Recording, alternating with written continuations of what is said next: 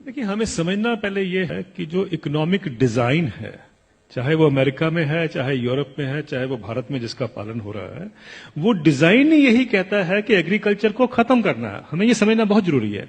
अब देखिए, अमेरिका में किसान खत्म हो चुके हैं, हार्डली 2% से पॉपुलेशन से कम रह गए हैं। यूरोप में हर मिनट में एक किसान खेती छोड़कर जा रहा है।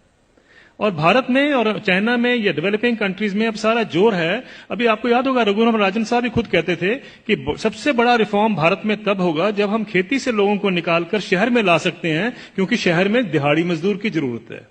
ये हमें समझना है, ये इकोनॉमिक पॉलिसी का डिजाइन है। अगर आप नेशनल स्किल पॉलिसी का डॉक्यूमेंट देखें तो उसमें लिखा हुआ है कि 57% से हमें, पहले तो उन्होंने 18% कहा था, 18% पे हम गांव की जो एग्रीकल्चर की जो पॉपुलेशन उस पर ले आएंगे।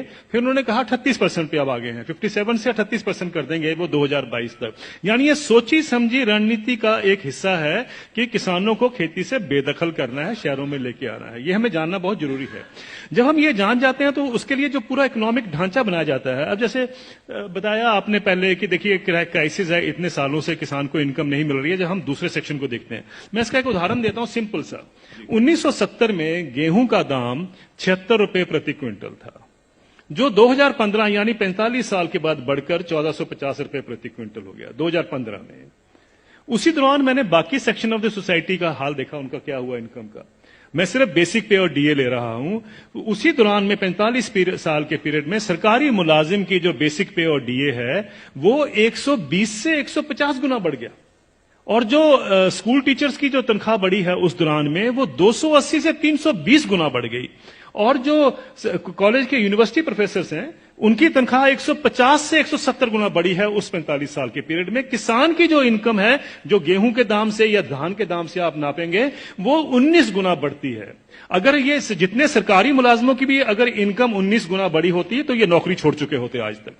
प्रॉब्लम यह है कि किसान का हक क्या बनता है। अगर हम 45 साल के बाद जब उसको 1450 रुपए मिले थे, अगर मैं 100 गुना भी उसकी इनकम बाकी इनकम पैरिटी के नॉर्म से चलता हूं, तो उनकी इनकम जो है या उनका मिनिमम सपोर्ट प्राइस जो है वो 7,600 रुपए प्रति क्विंटल बनता था। ये उनका हक है। 7,600 रुपए क्विंटल बनता था, उनको मिला 1450 रुपए। फिर ये कहा जाता साहब ये पैसा कहां से आएगा। कभी आपने पूछा जब कॉर्पोरेट को पैसा दिया जाता है कहां से आएगा? कभी आपने पूछा 7वां वेतन आयोग का पैसा कहां से आएगा? 7वां वेतन आयोग जब सारे देश में फैलाया जाएगा, अभी तो सिर्फ सेंट्रल गवर्नमेंट का है, तो क्रेडिट स्विस बैंक की स्टडी कहती है 4,80,000 करोड़ रुपए हर साल एडिशनल खर्चा होगा। किसी ने नहीं पूछा कि पैसा कहां से आएगा। किसी ने नहीं कहा कि फिस्कल डेफिसिट बढ़ जाएगा। आप किसान को 2 लाख रुपए दे दीजिए, 2 लाख करोड़ रुपए अनाउंस कर दीजिए साल का देंगे, हाहाकार मच जाएगा इस देश में। अरे ये पैसा व्यर्थ जा रहा है, ये लोग डिजर्व नहीं करते हैं, ये सारा कुछ होगा, फिस्कल डेफिसिट बढ़ जाएगा। लेकिन इंप्लॉइज के लिए किसी ने कहा फिस्कल डेफिसिट बढ़ जाएगा। ये सारी इकोनॉमिक नीतियां हमें जानने की जरूरत है। ये किस तरीके से डिजाइन बनाया गया है कि किसान को हम गरीब का गरीब ही रखें। और ये पॉलिसी कितने दशकों से चलती आ रही है, सब सरकारें इसमें सम्मिलित हैं। अब आपका जो सवाल था कि ये क्या कारण है, इसका कोई बीच का रास्ता भी हो सकता है। बीच का रास्ता हम क्या ढूंढते हैं, मुझे एक छोटी सी बात बता दीजिए। जब आपका इनकम मिलती है, 7वां वेतन आयोग मिलता है या किसी को भी अपनी इनकम मिलती है, तो क्या कभी किसी ने सोचा है कभी किसान को कभी हाउस रेंट मिला हो, कभी एजुकेशन रेंट मिला हो, कभी हेल्थ अलाउंस मिला हो, कभी बच्चों के लिए मेडिकल अलाउंस मिला हो? किसानों को क्यों, ये क्या किसान नहीं क्या इस सोसाइटी में रहते हैं?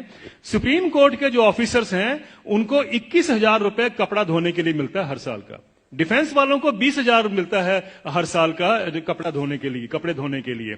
और वो लड़ाई कर रहे हैं आजकल, डिफेंस वाले कह रहे हैं कि साहब सुप्रीम कोर्ट वालों को ज्यादा क्यों मिलता है, हम तो बॉर्डर पे रहते हैं। मेरा यह सवाल है, क्या किसान के पास कपड़े नहीं होते धोने को? कभी आपने सुना है कि किसान के कपड़े के लिए 20,000 रुपए भी कभी उसमें ऐड किया गया हो? मिनिमम सपोर्ट प्राइस में क्या करते हैं हम, जो उसकी लागत लगती है और फैमिली लेबर जो लगती है उसको जोड़ लेते हैं, बस यही। और अभी तो एम्प्लॉइज के लिए 108 अलाउंसेस भी होते हैं। अभी तो तनख्वाह और डीए के बाद 108 अलाउंस मिलते हैं। जिस भी सज्जन को 108 अलाउंस मिलते हैं उसको तनख्वाह की क्या जरूरत है, मुझे ये बता दीजिए। लेकिन अगर मिलते हैं तो मैं ये नहीं कहता कि नहीं मिलने चाहिए, लेकिन क्या किसान ने क्या गलत किया है कि उसको नहीं मिलते हैं?